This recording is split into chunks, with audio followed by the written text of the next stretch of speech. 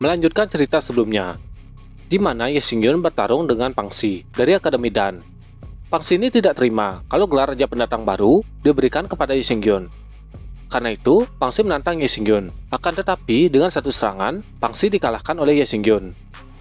Tidak hanya itu, Ye Xingyun juga melukai mata Pangxi hingga dia menjadi seorang yang buta. Tidak terima, Li Lianrong pergi ke pegunungan di belakang Akademi Xing untuk mencari Ye Xingyun. Di lain sisi, Ye Xingyun yang sedang pergi ke suatu tempat, dia bertemu dengan seorang pria tua.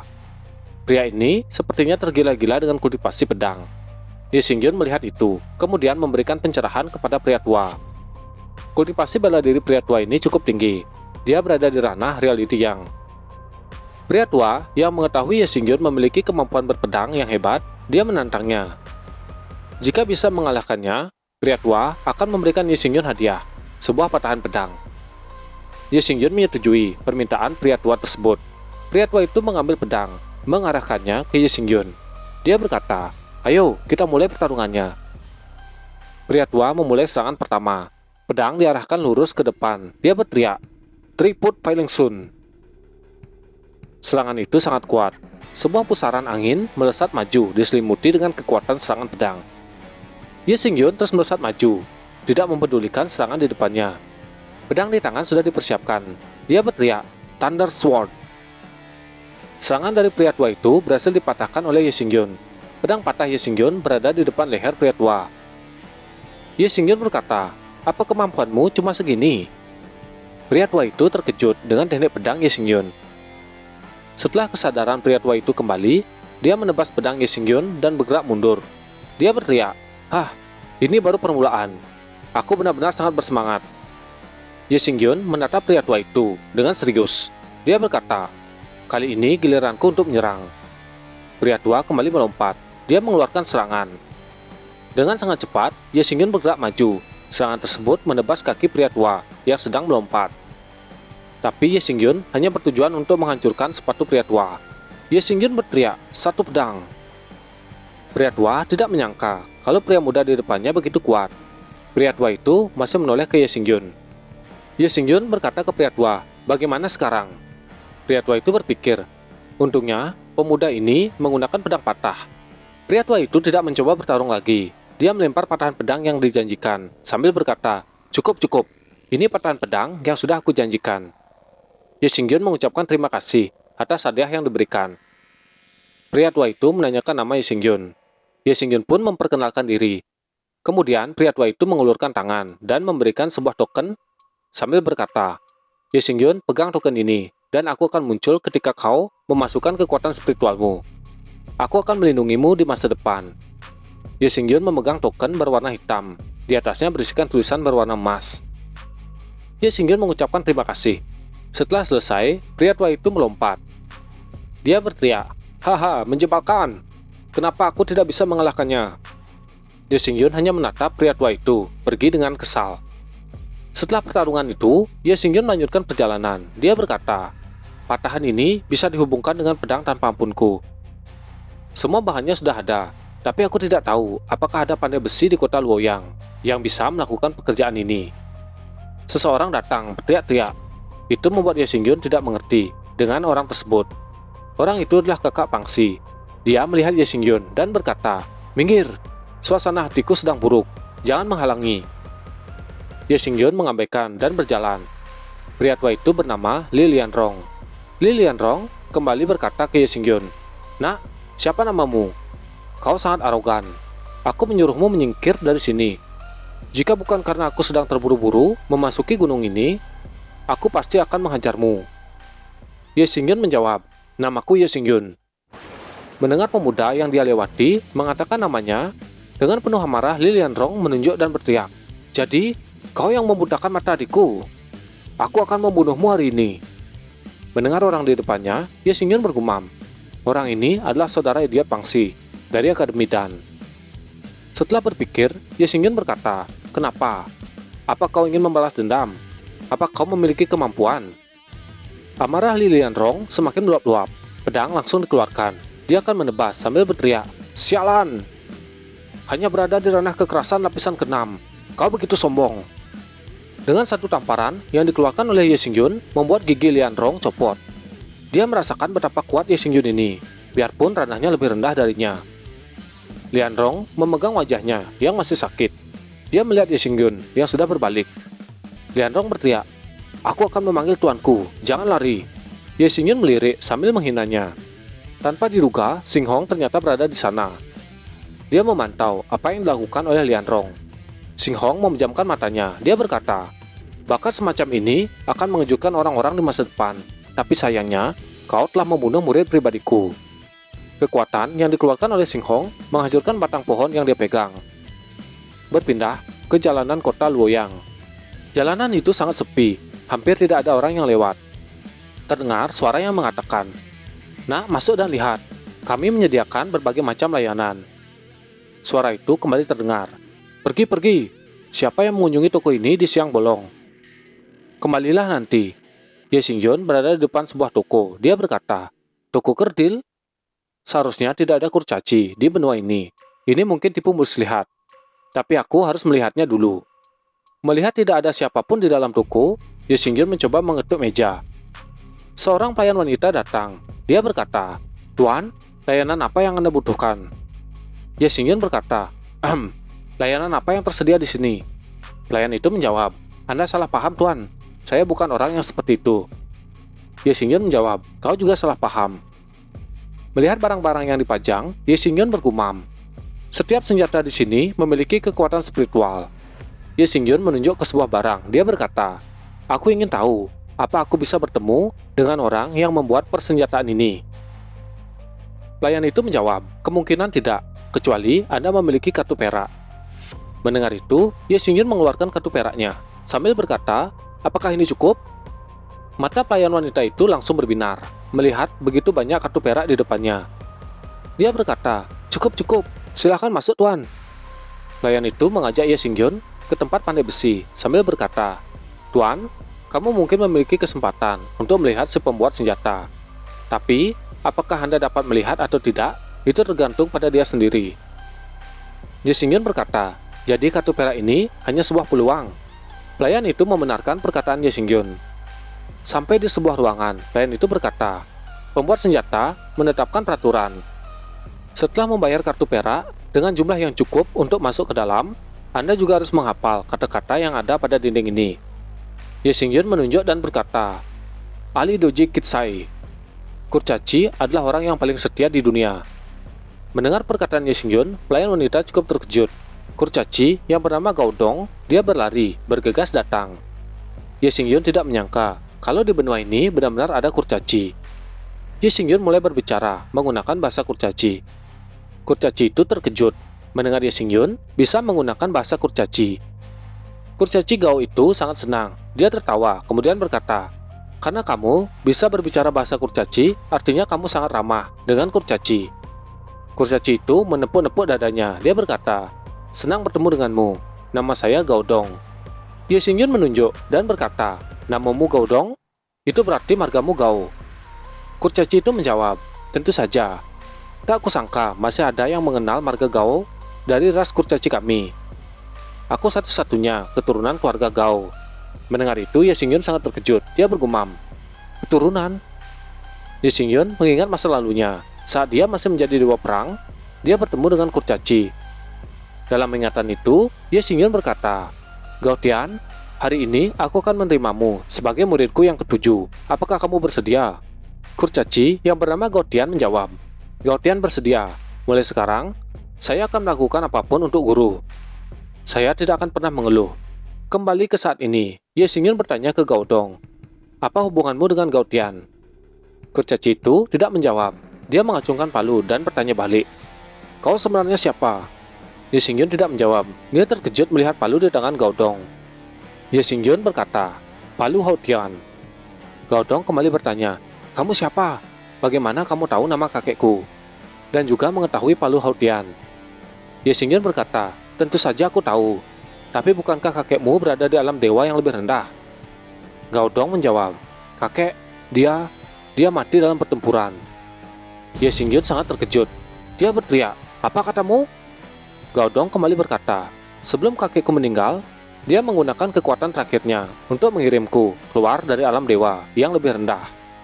Wajah Ye Xingyun menjadi dingin. Dia bertanya, siapa yang membunuh Gao Tian? Gao Dong menjawab, ada pria yang mengenakan jubah berwarna merah tua. Dia adalah orang yang membunuh kakekku, dan jubahnya berlumuran darah kakekku. Ye Xingyun berkata, penguasa istana darah, Sui Tiandi. Tapi seharusnya dia tidak bisa membunuh kakekmu. Gao Dong menjawab, kakek bisa saja mengalahkannya. Tapi pria itu berkata bahwa gurunya belum mati. Orang itu berkata, selama kakek mengorbankan setengah dari basis kultivasinya, dia akan memberitahu keberadaan guru kakek. Dan hasil yang dapat adalah tawa gila pria itu. Orang itu mengatakan bahwa guru sudah berada di neraka. Ye Xingyun sangat marah mengetahui yang terjadi pada murid ketujuhnya. Dia hanya bisa menggetakkan gigi dan berkata, sialan. Gao Dong yang mendengar itu berkata, setelah aku datang ke benua ini, aku hanya bisa bersembunyi dan berpindah-pindah tempat.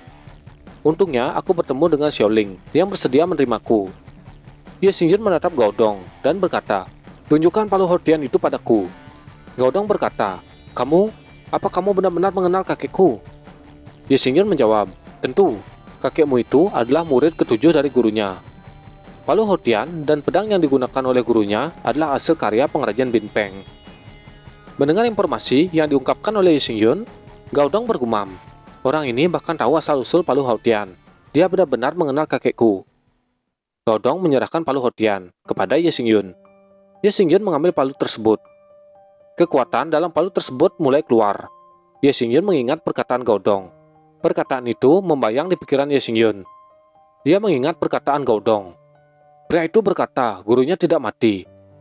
Ye Xingyun terus memperhatikan palu Hodian. Dia mencoba merasakan sakit yang dirasakan muridnya. Dia kembali mengingat perkataan Gao Dong. Selama kakek mengorbankan setengah dari basis kultivasinya, pria itu akan mengatakan keberatan dari guru kakek. Wajah Gao Tian kembali muncul di benak Ye Xingyun, diiringi dengan perkataan Gao Tian. Pria itu tertawa terbahak-bahak. Dia mengatakan kalau gurunya berada di neraka. Wajah Gao Tian tersenyum sambil memegang janggut muncul di depan Ye Xingyun. Ye Xingyun sangat marah, akan tetapi dia mencoba menekan amarahnya. Ye Xingyun hanya bisa menggetakkan gigi. Sui Tiandi, kau cari mati. Gao Dong dan pelayan wanita itu tidak mengerti apa yang terjadi dengan Ye Xingyun. Tiba-tiba, seorang pengunjung datang ke toko tersebut. Orang itu berkata, hei, mengapa tidak ada orang di pintu masuk? Pengunjung toko itu adalah pria gendut dari keluarga Jin, Tuan Muda Jin. Tuan Muda Jin berkata, wow, kurcaci dan satu wanita. Aku sangat beruntung. Kurcaci, kamu sangat langka. Pengawal, kemari dan tangkap dia. Tuan Muda Jin juga memandang Ye Xingyun. Dia berkata, bocah ini, kau juga berada di sini. Kemudian memerintahkan anak buahnya, cepat bunuh bocah ini untukku. Pengawal Tuan Muda Jin bergegas maju, menyerang Ye Xingyun. Melihat itu, Tuan Muda Jin senang ketika dia mengetahui orang yang dia benci akan segera ditundukkan. Ye Xingyun menebas kedua pengawal Tuan Muda Jin dan bergegas maju ke arah Tuan Muda Jin. Tuan Muda Jin berteriak, kau tidak bisa membunuhku. Aku adalah Tuan Muda tertua dari keluarga Jin. Jika kamu membunuhku, keluarga Jin tidak akan tinggal diam. Pria gendut itu sangat ketakutan dengan Ye Xingyun. Ye Xingyun tidak mempedulikan perkataan si pria gendut. Tebasan dilepaskan ke tubuh pria gendut. Ye Xingyun berteriak, kau terlalu banyak bicara. Si pria gendut, Tuan Muda Jin, akhirnya dia jatuh berlumuran darah. Kali ini, Ye Xingyun mengeluarkan jiwa bela dirinya. Sebuah menara emas muncul di belakang Ye Xingyun. Menara itu menarik sesuatu dari dalam tubuh tiga orang yang dikalahkan oleh Ye Xingyun. Ketiga orang itu berteriak kesakitan. Setelah menyerap energi tersebut, perubahan terjadi pada tubuh Ye Xingyun. Ye Xingyun mulai mengalami peningkatan kekuatan. Saat ini, dia berada di ranah kekerasan lapisan ke-7. Tidak berhenti di sana, peningkatan kekuatan masih terus berlangsung. Ye Xingyun naik satu tingkat menjadi lapisan ke-8. Perubahan itu sangat mengejutkan Gao Dong dan pelayan wanita di belakangnya. Setelah selesai menaikkan kekuatannya, Ye Xingyun berbalik. Dia menatap Gao Dong dan pelayan wanita, kemudian berkata, apakah karena orang ini kau bersembunyi dari sini dan tidak berani keluar? Gao Dong menjawab, ya, ketika aku datang ke kota Luoyang, untuk pertama kalinya, aku bertemu dengannya. Dia ingin menangkapku. Untungnya aku bisa menyelinap pergi. Mendengar itu, Ye Xingyun berkata, Pria gendut ini sudah mati, tapi keberadaan dan tujuannya mungkin akan disadari. Saat ini seharusnya mereka sudah menyadari. Pelayan wanita terkejut mendengar apa yang dikatakan oleh Ye Xingyun. Dia tidak tahu harus berbuat apa. Ye Xingyun bertanya ke Gaodong, siapa pelayan wanita ini? Apakah dia bisa diandalkan? Gaodong menjawab, aku lupa memperkenalkan, gadis ini adalah Xiaoling. Dia gadis yang menerimaku dan menerima cintaku. Ye Xingyun tertawa mendengar hal itu, kemudian dia berkata, jangan khawatir, tempat yang paling berbahaya adalah tempat yang paling aman. Kalian berdua tetap di sini. Serahkan urusan di luar kepada pelayan lain, dan aku akan mengurus yang lain. Gaodong menjawab, baik. Ye Xingyun kembali berkata, Gaodong, kamu bisa menempa senjata ini kan? Ye Xingyun mengeluarkan pedang tanpa ampun dan potongan pedang yang diberikan oleh pria tua ranah reality yang. Gaodong menjawab, aku bisa. Ye Xingyun kembali berkata, bisakah kau membantuku menghubungkan pedang yang patah ini? Gaodong mengatakan kalau dia akan mencoba melakukan yang terbaik.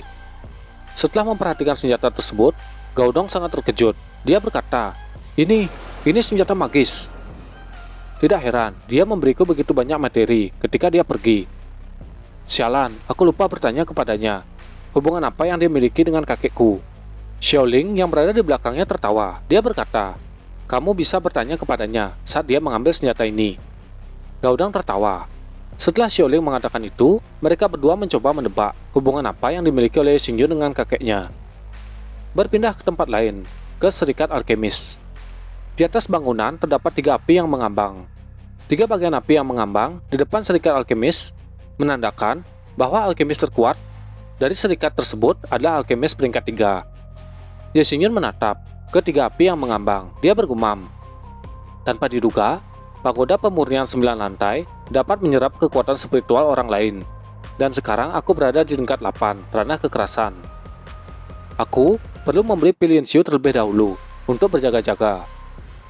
Seorang pelayan toko wanita berambut hitam berisikan kuncir ayam. Dia menyapa Ye Xingyun dan menanyakan apa yang sedang Ye Xingyun cari.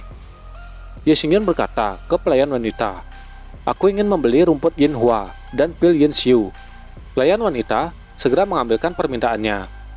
Seorang pria botak berkumis sedang duduk di meja. Wajahnya sangat serius. Sepertinya dia memiliki beban yang berat. Ye Xingyun kembali bertanya, apa toko ini memiliki batu defisiensi Yin tingkat ketiga? Pelayan wanita menoleh ke rak yang ada di belakang, kemudian mengatakan kalau mereka memiliki beberapa batu tersebut. Seseorang berteriak, omong kosong, dasar bajingan.